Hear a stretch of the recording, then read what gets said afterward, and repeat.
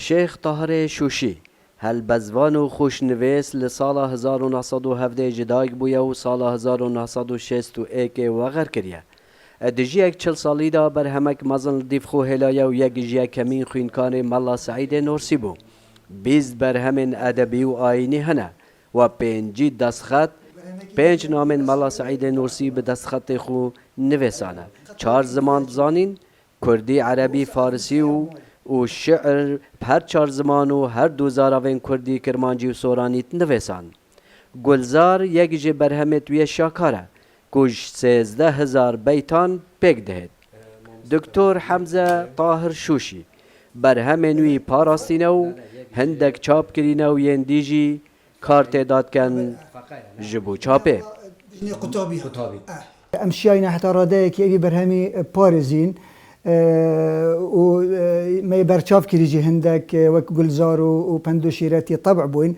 وقالك برهمي ديجي ما اماده كري بو تشابي ان شاء الله بلكي نزيك اوجي طبع ببن ما البرجي بربو والله بري هيوما كي ام كونفرنس كي بكاين الاكري ورسميات همي موافقات 200 بس ابو بر موضوع كورونا تاجيل بونو كيجي ان شاء الله امل بر احتمال هيوا بشتي رمضان تشكو دا هيوا شهر كاين بس احتمال هيوا الاخر دي تكرين كونفرنس كي نيف دولتي يعني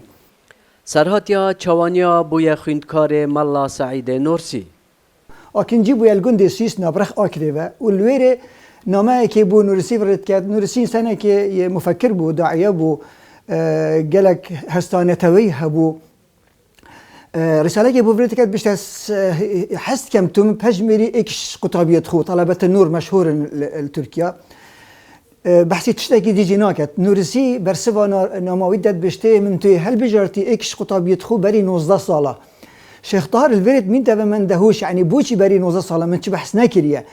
شيخ طاهر رحمة الله داودر كت او روش وقتي هشتالوي جندي كمين جار او رسالة خواندي تهوزان هكا خودا بحثي نورسيد كات يعني وكي مدح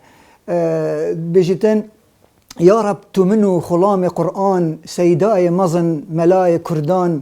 سيداي همان سعيد مشهور أستاذ ما جملة طالب نور چل صالمة أو بتر لهشته چل صالمة أو بتر لهشته يا رب ما همان ببي بهشته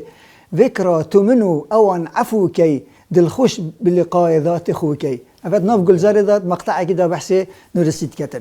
یک جباشترین خوشنویسا بویا باورنامه خوشنویسیه جه محمد طاهر الكردي جمعكه ورقتيا